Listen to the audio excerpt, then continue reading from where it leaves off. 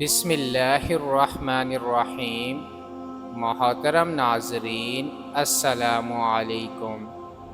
حضرت عقبہ بن عامر رضی اللہ تعالی عنہ فرماتے ہیں کہ حضور صلی اللہ علیہ وسلم نے 8 سال کے بعد شہدائے احد پر اس طرح نماز جنازہ پڑھی گویا کہ آپ زندہ اور مردہ لوگوں کو رخصت فرما رہے ہیں، یعنی آپ کو اندازہ تھا کہ دنیا سے جانے کا وقت قریب آ گیا ہے، اس لیے زندہ لوگوں کو خاص خاص باتوں کی وصیت اور تاکید فرما رہے تھے اور مردہ لوگوں کے لیے بڑے اہتمام سے دعا اور استغفار فرما رہے تھے کہ پھر اس کا موقع تو رہے گا نہیں۔ پھر آپ ممبر پر تشریف فرما ہوئے اور فرمایا، میں تم لوگوں سے پہلے آگے جا رہا ہوں اور میں تمہیں حق میں گواہ بناؤں گا،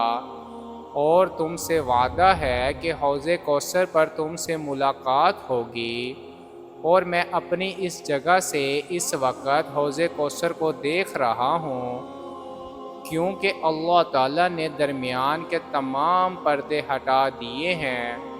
مجھے تمہارے بارے میں اس بات کا ڈر نہیں ہے کہ تم شریک کرنے لگو، بلکہ اس بات کا ڈر ہے کہ تم لوگ دنیا کے حاصل کرنے میں ایک دوسرے سے آگے بڑھنے لگو۔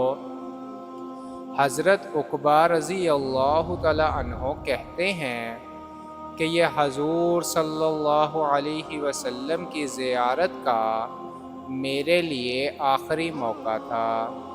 محترم ناظرین، اللہ پاک ہمیں اس وصیت پر عمل کرنے کی توفیق عطا فرمائے۔ اگر آپ کو ویڈیو اچھی لگی ہو تو چینل کو سبسکرائب کر لیجئے اور بیل آئیکن کے بٹن کو ضرور دبا لیجئے۔ جزاک اللہ۔